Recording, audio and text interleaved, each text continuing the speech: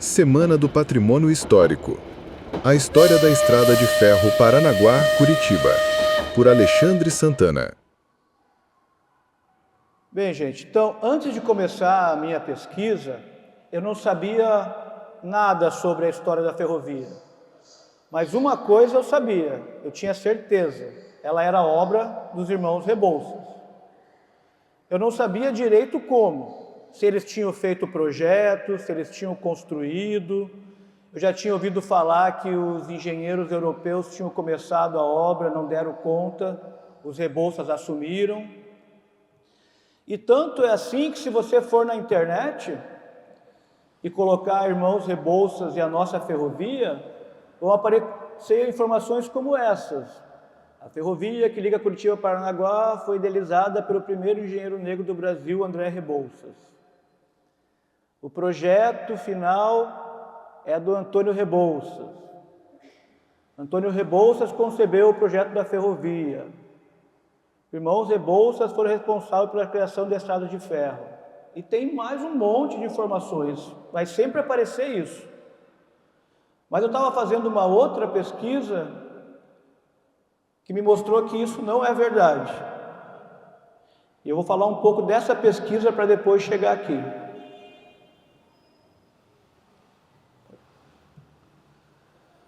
Então faz 10 anos que eu estudo a modernização de Paranaguá. Foi um processo que aconteceu na cidade na virada do século XIX para o século XX. Então a gente tinha essa cidade colonial, sem esgoto, dejeto jogado na rua, nos terrenos baldios, no Itiberê. Água só em fonte, tinha a fonte nova que ficava aqui perto onde é o Instituto, tinha a fonte velha lá para baixo do Camboa, tinha uma fonte dentro do Mercado do Café, que não é esse que a gente conhece. Iluminação, tudo por lampião. Então, tinha os limpadores de lampião, a gente vê no jornal que era normal você ver a escadinha encostada nos lampiões e o cara limpando lá o lampião para funcionar de noite. Muitas doenças por insalubridade, muitas lendas e mitos e pouco discurso científico. Então, na virada do século, a cidade foi transformada. Nas primeiras décadas do século XX, teve instalação de esgoto, água encanada, eletricidade, o conceito de saúde pública, e o discurso científico começou a ser usado para transformar a cidade e o dia a dia da população. Essa transformação, a gente consegue analisar essa transformação de várias formas. Uma delas foi na mudança da estação ferroviária. Essa estação não é a original. A original era ali em cima, bem na frente do Palácio do Café, onde tem esse predinho agora, e eram aqueles dois predinhos ali. E eu estava estudando essa transformação da velha para a nova.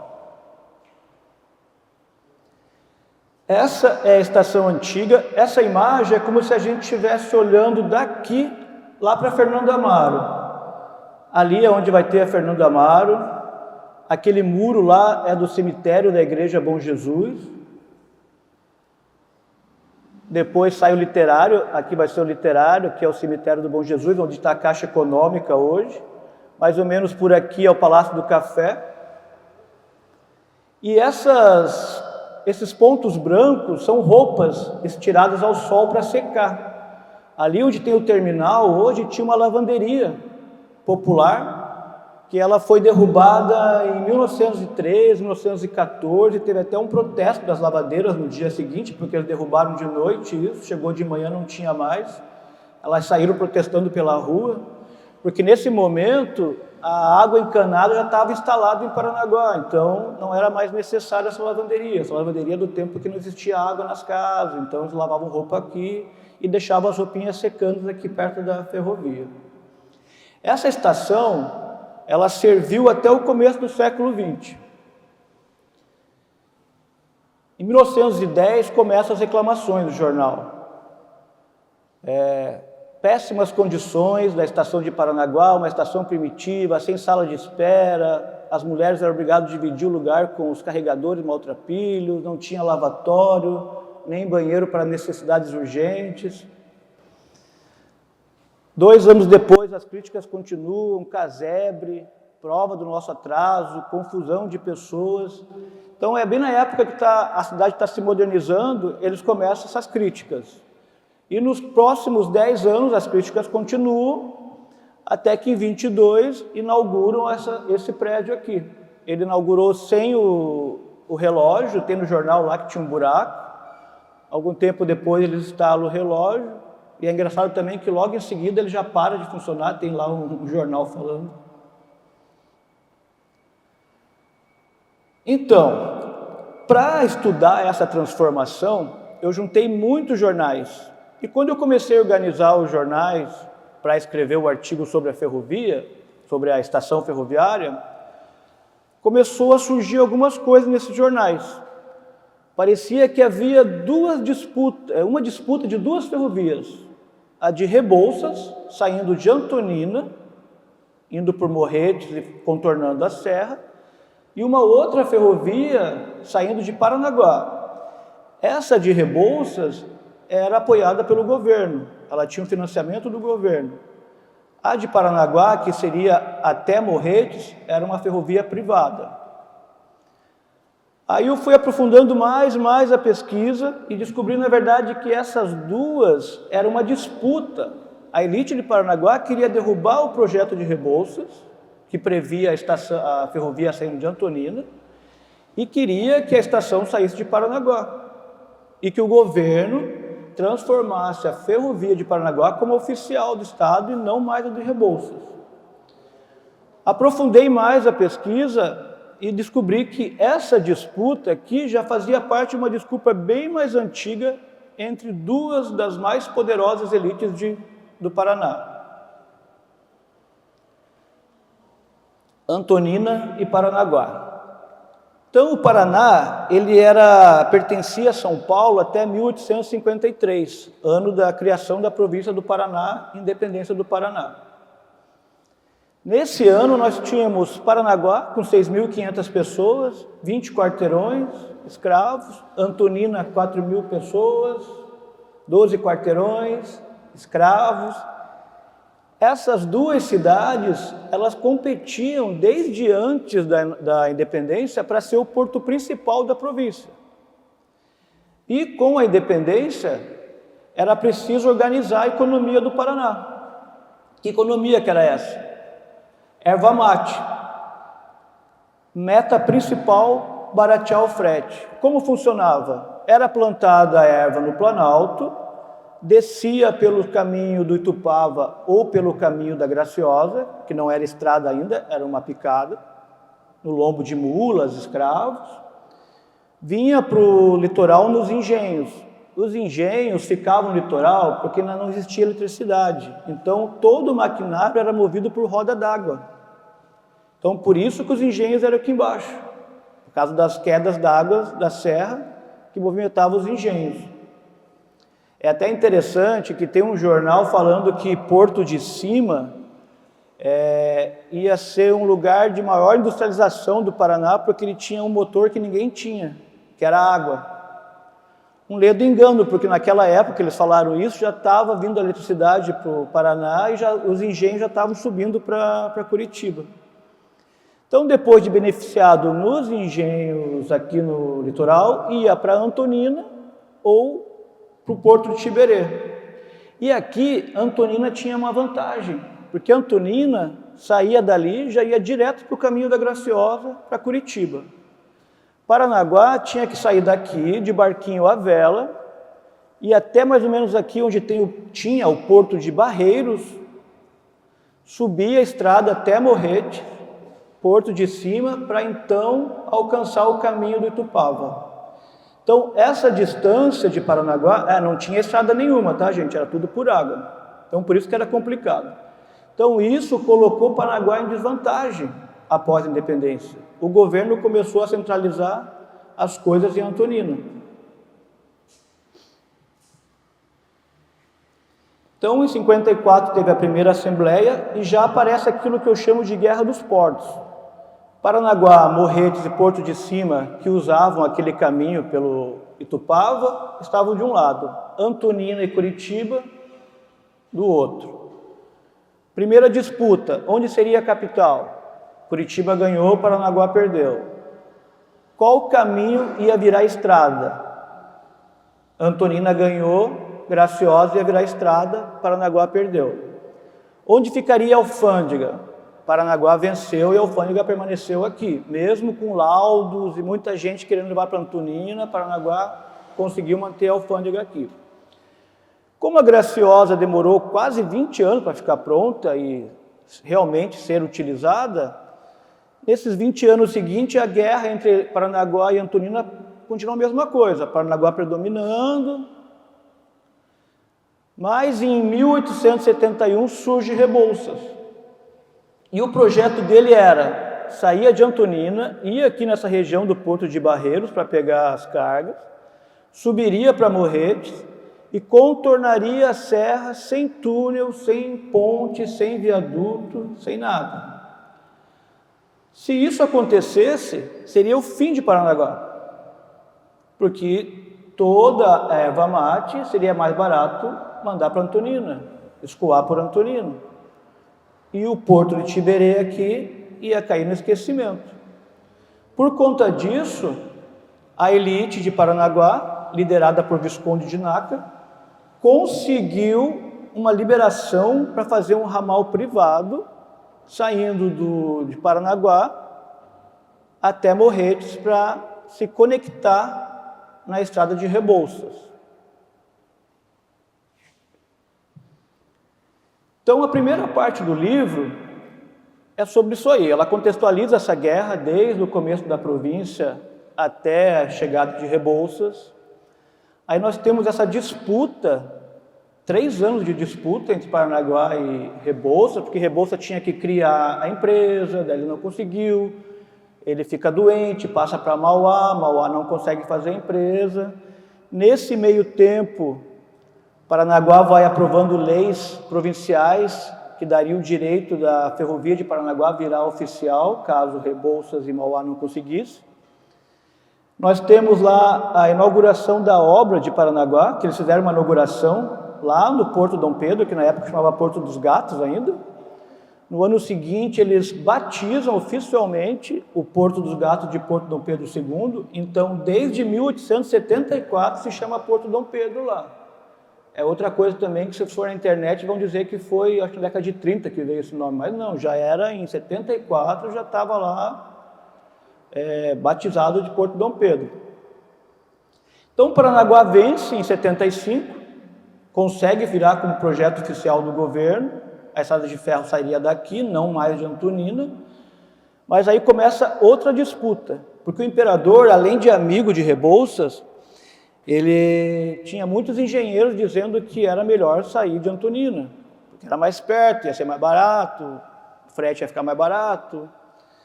E o imperador manda outros engenheiros para cá, muda as regras no meio do jogo, manda 3 comissões, sempre querendo puxar para Antonina. Os engenheiros vêm aqui e falam, não, é melhor Paranaguá.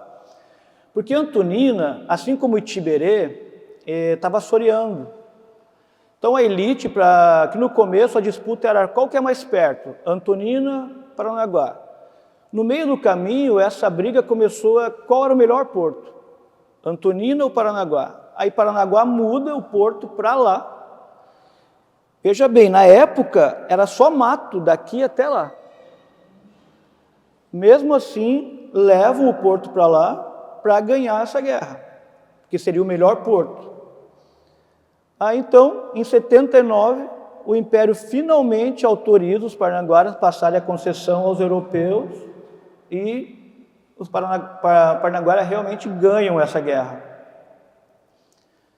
Só depois disso é que surge o projeto dessa estrada de ferro que a gente conhece.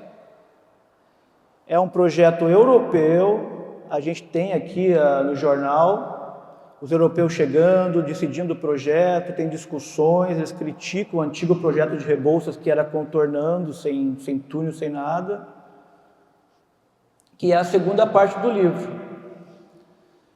Então, na segunda parte do livro, eu apresento esses estudos dos trajetos, a chegada do engenheiro italiano que vai construir aqui, a inauguração dos serviços com a presença do imperador. Mostro que teve muito atrito entre esse engenheiro e os políticos do Paraná, porque foi descoberto que ele tinha um acordo com a empresa que tudo que ele economizasse, ele ganharia uma comissão.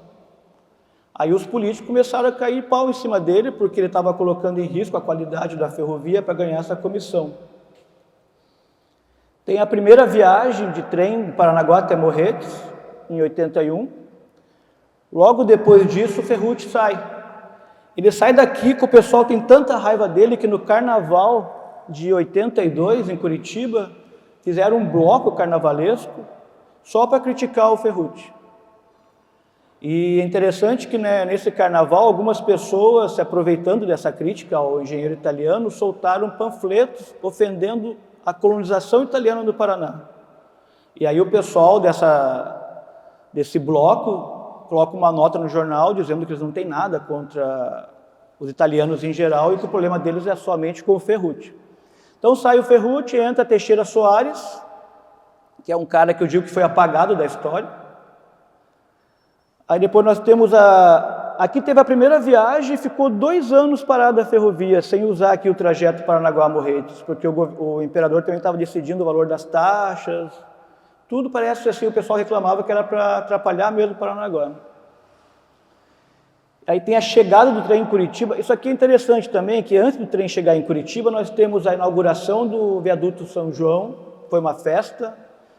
Aí tem a chegada do trem em Piraquara, teve uma festa também lá, vai mostrando tudo certinho, porque a gente costuma pular, né? Tinha várias festas. E aí o trem chega em Curitiba no dia da independência do Paraná. E aí a inauguração foi em fevereiro, mas aqui já chegou o trem e ficou esse tempo todo aqui, o pessoal descia de carona, usava, a gente vê esses relatos nos jornais. E eu finalizo mostrando assim, imediatamente após a inauguração, qual foi o impacto. A gente vê que a Estrada da Graciosa foi reduzindo o uso, né? Cada vez mais a ferrovia. Mostro, os engenheiros estavam todos em Curitiba, tem a despedida, eles ganharam a Ordem da Rosa, né? Rosa da Ordem, uma coisa assim. Eles vão todos juntos para a ferrovia, para ir embora. Teve outra festa na ferrovia, a população vai lá se despedir deles.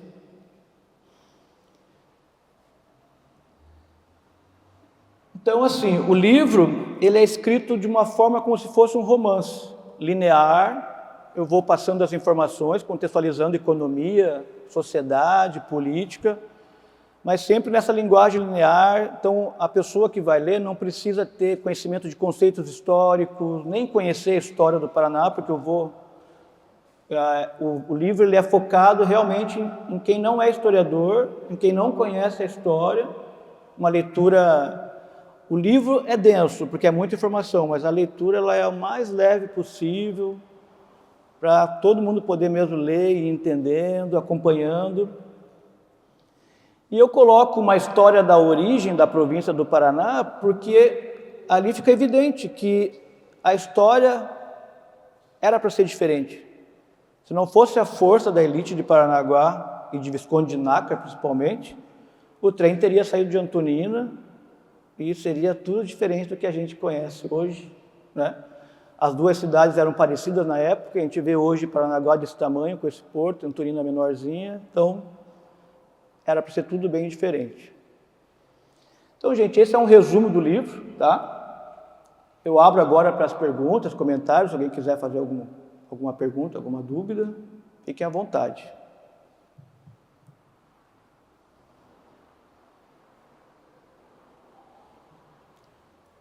Sem dúvidas. É que antigamente, eu trabalhei na prefeitura Visconde de Nácar há 15 anos, falava-se que o maior exportador de nácar era o Visconde de Nácar. Sim. Foi por isso que foi feito. O Nácar, ele era dono de engenhos, tudo, ele era muito rico, né? Ele era dono de embarcações, dono de escravos. Ele era um dos maiores donos de escravos, e tem um historiador que fez um mestrado que mostra que, além de dono de escravos, ele era um dos maiores contrabandista de escravo que fala, né? Traficante de escravo, né? Minha avó trabalhou no mata nessa época. A avó é de 1860, morreu em 1889.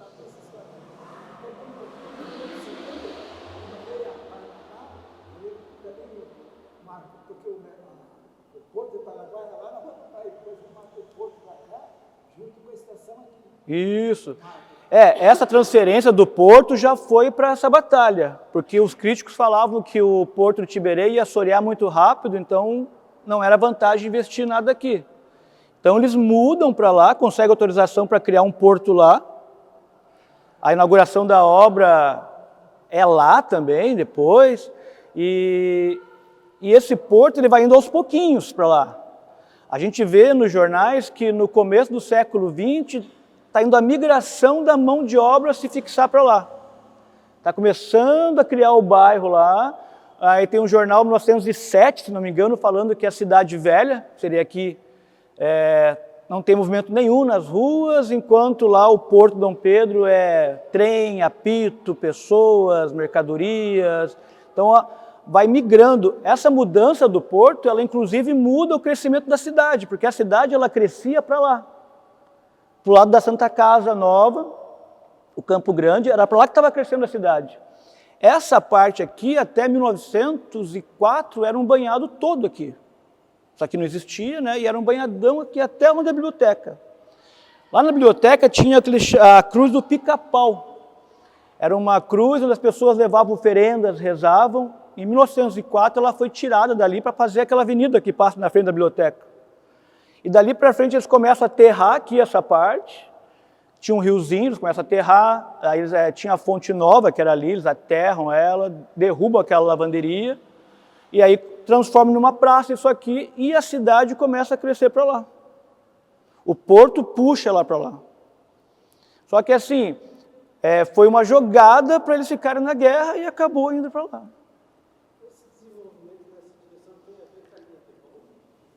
A linha de bonde, eu entendo que ela é criada para chegar lá, por conta desse porto que começa a ser lá, né? A alfândega ficava aqui ainda, né? A alfândega vai para lá em 1908, 12, se não me engano, que inauguraram aquele prédio lá. Então essa linha de trem, a gente tem na Festa do Rocio, falando que tinha o bonde para lá e para cá, levando as pessoas. Os trabalhadores iam, porque não tinha estrada ligando, né? Você era obrigado... É engraçado que o bonde é pela costeira, né? Ali onde tem essa avenida ali, e ali a costeira era uma prainha. E tem um relato no jornal que o pessoal ia nadar de cueca ali na prainha, e as mulheres que usavam o bonde ficavam horrorizadas de ver os homens nadando de cueca. Eles pediam que a polícia desse um jeito nos caras ali, com essa pouca vergonha. Então o bonde ela passava bem por ali nessa avenida, esqueci o nome aqui, José Lobo.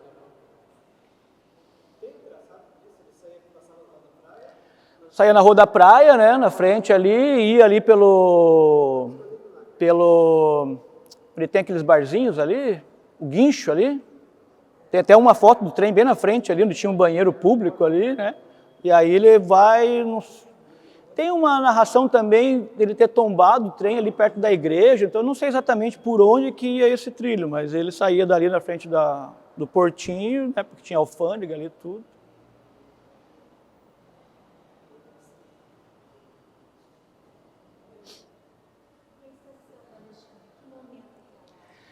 A Estação da Alexandre é bem legal, porque ela é de 1881. A gente já vê lá o jornal de 81 dizendo que tinham 5 estações, e a Alexandra já é citada.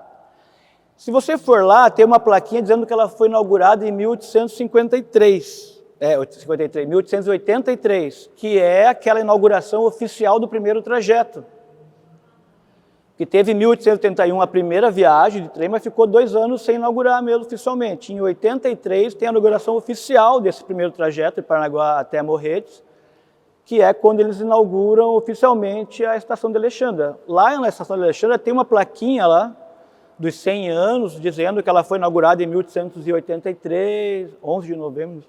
Mas ela já era, 81 ela já existia, né? É que tem essas datas oficiais, né? A inauguração oficial, então acaba puxando ali, mas desde 81 ela já existia lá. daquele jeitinho que ela é até hoje. Ela, eu acho que é o último prédio original que a gente tem. Piraquara, eu não sei como é que está, não fui lá, né?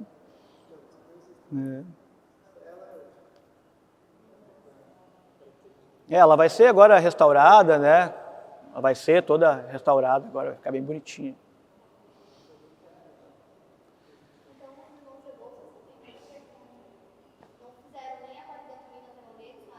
Fizeram nada. Nada. É isso que eu, assim... E quando eu comecei essa pesquisa, né? Comecei a bater com essas fontes, aí eu vinha para as pessoas... Gente, já viram falar que tinha 2? Ninguém sabia disso. Aí eu falei, mas está aqui no jornal. Por isso que eu comecei a aprofundar, porque todo mundo que conversava, ninguém sabia. Não, é o Rebouças, é o Rebouças, é a Rebouças, é a Rebouças. Uma coisa interessante, nos 50 anos de aniversário da ferrovia, até aqui fora tem um alto relevo ali na parede, ele foi dos 50 anos da ferrovia. Eu estou fazendo essa pesquisa para descobrir quando que Rebouças começa a ser vinculado à ferrovia. Nos 50 anos, eu achei, acho que, quase 10 discursos da festa de comemoração. Só um deles, aqui em Paranaguá, na inauguração daquele relevo ali, que um senhor fala que a gente deveria lembrar de Antônio Rebouças também. Todos os outros discursos só falam de Teixeira Soares. Tanto que na frente do Shopping Estação tem um busto do Teixeira Soares, que foi nesse aniversário de 50 anos, que ele foi inaugurado. Dentro do prédio da estação, ainda tem na parede lá o alto relevo também do Teixeira Soares. O que eu estou achando, eu não posso afirmar ainda, porque estou fazendo a pesquisa, logo depois dos 50 anos da estação, ia fazer 100 anos de vida de Rebouças, do nascimento de Rebouças. E nesses 100 anos começa uma campanha muito forte de Rebouças em Curitiba. A família de Rebouças vem para Curitiba, eles fazem alguns eventos. Então eu estou achando que a partir daí começam a vincular Rebouças com a ferrovia. Eu ainda não consegui ainda descobrir exatamente onde, mas até os 50 anos da ferrovia, Rebouças não falava. Na homenagem dos engenheiros, todos os engenheiros ganharam essa Ordem da Rosa, não cita Rebouças. Rebouças só é citado lá no começo, nessa disputa, e depois nem se fala mais. Então, Rebouças não fez esse projeto, não participou dessas obras, né? Eu falo assim, que ele é importante porque ele acendeu o pavio no caldeirão de pólvora, né? A hora que ele ganha a licença dele, a elite daqui fica louca e vai para cima, né? Mas assim, se não fosse a elite, a força da elite paranaguara, do Visconde de Nácar, principalmente, né? E assim, no livro ali está bem detalhado, por exemplo, lá esse Porto de Barreiros, que o trem ia sair dali e ia subir para Morretes. Os caras conseguem criar uma concessão para um cara de Morretes fazer uma linha de bondes de Barreiro até Morretes, bem na linha onde ia passar o trem. Aí tem lá Rebouças soltando uma nota, reclamando, falando que a lei já permite a ele fazer, que não pode ter outra concessão, que ele vai falar com o imperador. Ele não cita o imperador, mas ele fala que vai subir as instâncias superiores. Então, assim, a elite de Paranaguá, ela fez de tudo para derrubar o Rebouças. Só que, assim, também, Rebouças não conseguiu criar a empresa dele, porque o governo ele falou, a gente vai dar 7% de juro em cima das ações. Aí você vai ter que criar uma empresa, vender essas ações, para você juntar o capital e fazer a obra. Ele não consegue. Mauá entra, também não consegue, né? Aí, por isso, daí tinha essa lei, que se eles desistissem, porque tinha um tempo, Rebouças tinha 2 anos. Primeiro ano não conseguiu, prorrogou mais um ano, não conseguiu. Aí Mauá consegue mais um ano que não estava no contrato original, essa segunda prorrogação, o imperador prorroga mais um ano para Mauá. Ele não consegue, e aí ele desiste. Acaba o prazo dele, como já tinham as leis aprovadas aqui no Paraná, o governo paranaense daí começa a apoiar, assume essa linha como oficial, e daí dá os 7% de garantia em cima dessa linha aqui. Mas também não tinha projeto nenhum. Quando já está inaugurado esse primeiro, já está usando esse primeiro trajeto, eles estão discutindo ainda como seria da segunda e terceira seção, que é para cima da serra. Então foi bem demorado, assim. Então, Rebouças não tem nada a ver com essa ferrovia. É uma pena, mas não tem. O idealizador. E assim, antes do Rebouças, 2 anos antes do Rebouças, tinha uma colônia de norte-americanos ali na serra, eu não vou lembrar o nome, acho que era Colônia América. Eles moravam ali, eles abriram uma estrada picada até Curitiba, criaram uma empresa para fazer uma ferrovia de Morretes até Curitiba, não conseguiram também criar a empresa e daí acabou ficando mais 2 anos parado essa ideia até que Rebouças aparece, ou seja, nem a ideia primeira não foi do Rebouças. 2 anos antes dele tinha esses imigrantes ali querendo construir, conseguiram a concessão para fazer, só que era Morretes até Curitiba, né, que eles moravam ali. Então a ideia não foi dele, o projeto não é dele, ele não participou das obras. E é engraçado, né, que a coisa vai se repetindo, se você perguntar para qualquer pessoa, eles vão falar, é Rebouças, mas não foi. E no livro, assim, o livro ele é com jornais, são mais 200 e poucas citações de jornais, não são artigos de opinião, são relatórios, né, informações. A gente vai vendo bem certinho como que foi essa disputa, ela é bem detalhada mesmo, até o imperador dar o braço a torcer. Tanto que o imperador, ele não vinha na inauguração. Ele falou que não ia vir. Mas ele atrasou a inauguração aqui, e aí ele atrasou meses, daí ele falou, não, então eu vou. Mas ele veio, desceu lá no Tiberê, passou por aqui, foi em Tonina, subiu a Serra de Cavalo, foi para lá, visitou todo o Paraná, na volta ele desce, chega aqui, inaugura, pega o barco e vai embora. Ele nem fica muito aqui, assim, porque acho que foi ruim para ele, né, perder pro... E no jornal a gente vê assim, falando, André Rebouças, tem uma hora que ele fala assim, que por falta de engenheiros competentes e pela força da elite local, criaram um porto novo. Então, assim, era muito criticado aqui pelos engenheiros, porque o corpo de engenheiros do Império queria sair de lá. Já para enfraquecer, talvez, essa elite conservadora daqui, que era uma elite escravocrata, homens mais rudes, né? Eles tinham essa visão da elite de Paranaguá. Assim. Como o guarda de Pedro América, né? É uma mentira, lá, Deus da mata, que o Pedro, pô, ele estava um burro, depois ele não ia acabar. E a história tem isso, né? Vai se contando e as coisas vão se concretizando, né? Vai indo, vai repetindo. Tanto que, assim, se eu não tivesse feito essa pesquisa sobre a estação ferroviária na qual apareceram essas evidências, eu também não ia pesquisar. Porque, para mim, já tinham falado tudo da ferrovia. Tá certo, dos Rebouças, né? Não tem mais o que falar. Mas as fontes surgiram, daí surgiu essa dúvida, como eu falava com todo mundo e ninguém sabia, eu ia na internet e não achava nada. Pô, então vamos esclarecer isso aí, né? No começo eu fiquei meio com medo, porque né, quer tirar a Rebouças da história, mas eu não tenho culpa, tem culpa quem colocou. Tem um detalhe que esses dias estávamos analisando aí a rima de um empreendimento aqui que questionava a definição de onde seria a área de manguezal. E aí no comentário do analista do IBAMA, ele coloca assim, sabiamente no século XIX, Dom Pedro II já definiu como sendo área de mangue tudo aquilo que fica entre a ferrovia e o mar. Achei interessante a colocação. Interessante. De fato, nós somos regiões que a gente tem dúvida, se tem a mangue na área. Boa parte dessas regiões que hoje estão habitadas eram regiões. O imperador ele é bem preocupado, ele mandou um arqueólogo para acompanhar aqui a construção.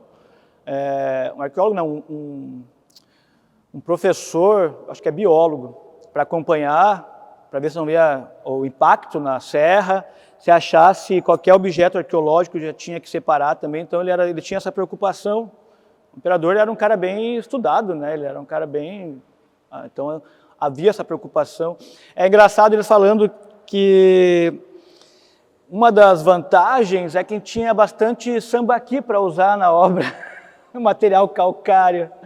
Outra coisa também que eles falam que teria uma floresta infinita, não é esse o termo que eles usam, mas infinita de araucárias, que nunca ia acabar essas araucárias, a gente podia explorar ela ad eterno. Hoje tem aqui 5% dessa floresta. Então eles tinham umas visões assim, né? Imagine o tamanho que eram as coisas. Acho que foi 15 para cada lado, né?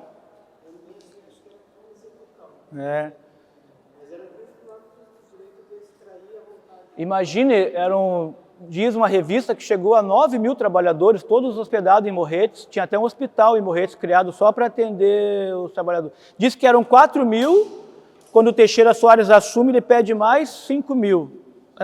No jornal não achei isso.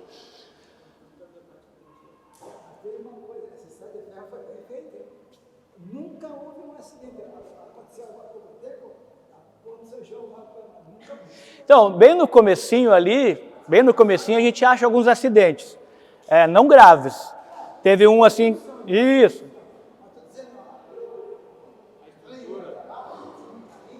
Bem no comecinho, ali no primeiro mês, teve um engarrafamento de 2 trens, que o cara não falou que tinha um trem no caminho, o outro veio e bateu atrás, teve uns feridos.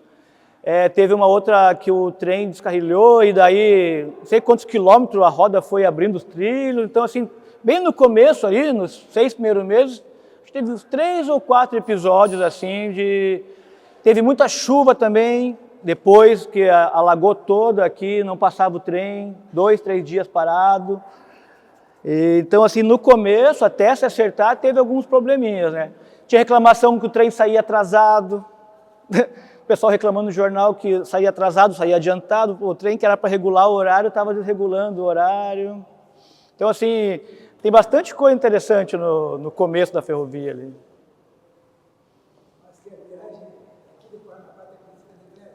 É linda. Tem uma narração da primeira viagem oficial, tem um cara que vai narrando assim. Nossa, é incrível o que ele vai falando. É engraçado que esse viaduto São João, que é aquele que não aparece embaixo, né? Que a primeira, quando teve a inauguração dele, que saiu um trem de Morretes, cheio de gente. Aí ele vai falando que a hora que chegou nesse viaduto foi um silêncio total no trem. Todo mundo ficou quieto, que dava para ouvir o coração. Aí passou o viaduto, foi aquela gritaria. Ei, viva, não sei o quê. Imagine, gente, o pessoal nunca tinha visto um trem, né? Nunca tinha visto nada. Então era uma total novidade, assim.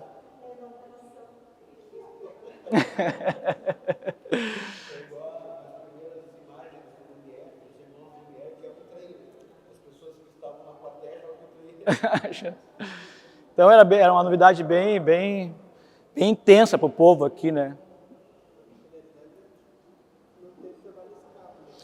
Não teve, eu não achei nada de trabalho escravo. Mas assim, é o que eu falo, não teve trabalho escravo na ferrovia. Mas a sociedade é escravocrata. Quem cuidava dos cavalos, quem limpava as coisas, quem arrumava comida, vendia. Então, esses serviços eram todos por escravos. Então, na ferrovia mesmo, no trabalho da mão de obra, não tem escravo, mas ao redor, os escravos estavam lá. A gente acha o tempo todo falando de escravo nessa época. Fuga de escravo, prisão de escravo, morte de escravo, briga de escravo. Aqui tinha muito, tanto que eu mostro, né? Tinha bastante escravo quando teve a... Então, assim, diretamente não teve, mas eles estavam lá. Em volta, nos bares, nas tribarias. Então, não tem os detalhes. A gente acha no jornal, chegada de trabalhador pelo porto, tem uma vez que chegam 100 trabalhadores. Os colonos que estavam ali, porque era uma época de colonização, tinha muita colônia aqui embaixo, em Morretes. A gente tem ali um jornal falando que depois de 5 anos trabalhando nas obras, os colonos não queriam mais voltar para as colônias ser agricultor. Mudou a cabeça deles. Então as colônias aqui foram abandonadas depois da obra da ferrovia. Esses colonos queriam ir para a cidade grande. Tinha criança, fala ali, meninos cuidavam das carroças, eram crianças que...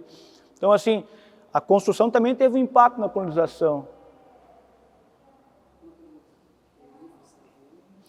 O livro, gente, quem quiser, é o preço de custo, a gente está vendendo a R$50, tá? Aí quiser falar comigo, também tem na internet, tem esses aqui. Opa! Então, gente, é isso. Obrigado mais uma vez, tá? Obrigado por vocês terem vindo também. Obrigado pelo espaço. Paranaguá e sua história. A colonização. A escravidão. A religiosidade. A musicalidade. A política. A educação, A segurança. O porto. A economia. O esporte. Urbanismo. A literatura. A sociedade. As notícias. De um jeito nunca visto. Museu Virtual do Siqueira. Revivendo o passado. Curta, siga e compartilhe as nossas redes sociais no Facebook e no YouTube.